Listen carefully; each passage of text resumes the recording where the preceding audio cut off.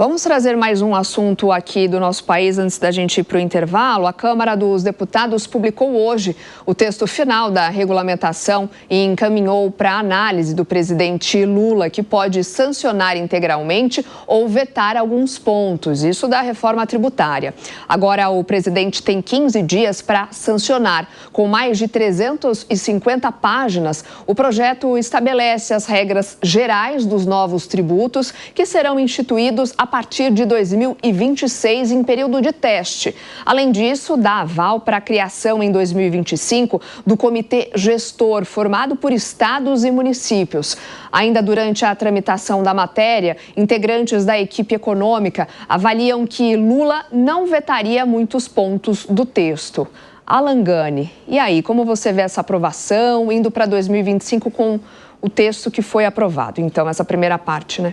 Pois é, a reforma tributária, de um lado, traz algum grau de simplificação tributária, mas do jeito que ela foi aprovada, eu acredito que o objetivo inicial ficou muito distante.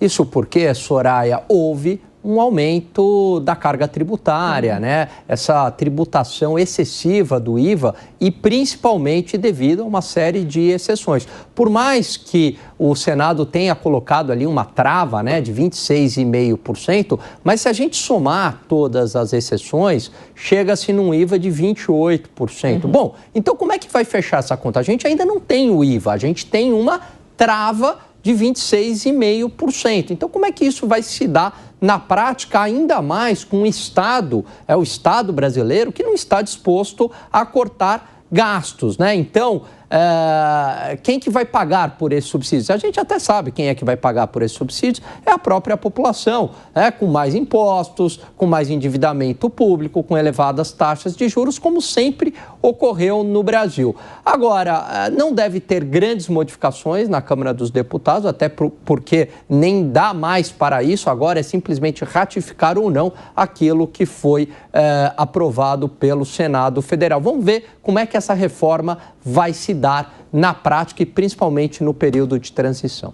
E certamente, Zaga, você vê também o ano de 2025 tendo muitas rodas de conversa, debates ainda sobre esses pontos, até para colocar, já mirando em 2026, para tentar colocar tudo isso em prática. Eu acho complicado essa transição ser num período tão curto. Eu acredito que deveria ser um prazo maior, porque a necessidade de todo o setor econômico se adequar às novas regras. Regras estas que nós estávamos esperando por muitos anos. A discussão da reforma tributária no Brasil é uma discussão que já tinha mais de 30 anos.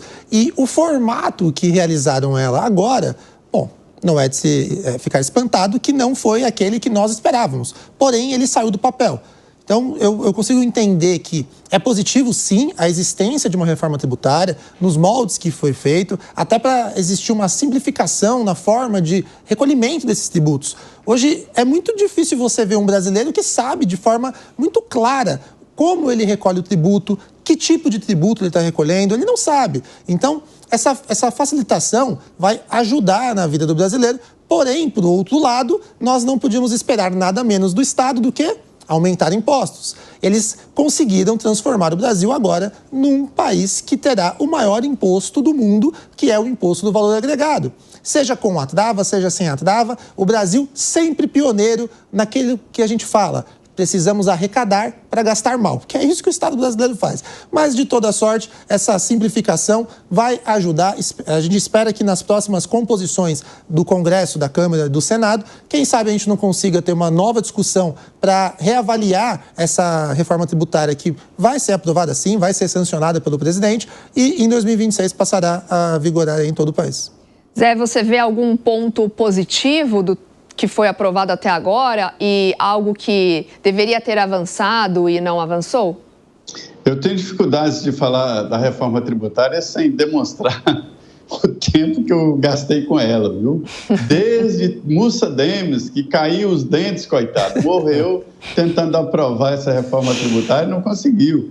Germano Rigoto pegou o processo, tentou, foi eleito governador do Rio Grande do Sul, mas não aprovou a emenda. E outros, agora o Sandro Mabel pegou, tentou, Luiz Carlos Raul, e finalmente houve a aprovação desta reforma tributária. A reforma tributária foi uma reforma não do governo. O Congresso diz que é dele. Não é. É uma reforma tributária do setor produtivo, dos empresários. Eles se uniram, as frentes parlamentares se uniram e fizeram a reforma tributária básica, da produção para o consumo, o pagamento de impostos. É uma modernização. Simplifica, as grandes empresas foram lá, ouvir discussão, em uma grande empresa, um grande conglomerado dizendo que tem 340 técnicos e advogados para definir o que deve pagar em impostos e não consegue, porque já tem mais de 100 milhões de reais em dívidas aí com multas que são aplicadas. Setor de refrigerantes e de cervejas pagam o imposto, que é um tal imposto presumido, paga no bico. Então, no engarrafamento, a quantidade que saiu já paga imposto. Então, um caminhão que capota na estrada, carregado de cerveja ou refrigerante, ali vai embora pelo ralo um monte de cerveja e de refrigerante e imposto também. O imposto já está, para se ter uma ideia. A fábrica de sapato, me disseram lá, me mostraram notas. Quando tem um zíper, é uma taxação. Quando tem salto, é outra. Quando é tênis, é outra.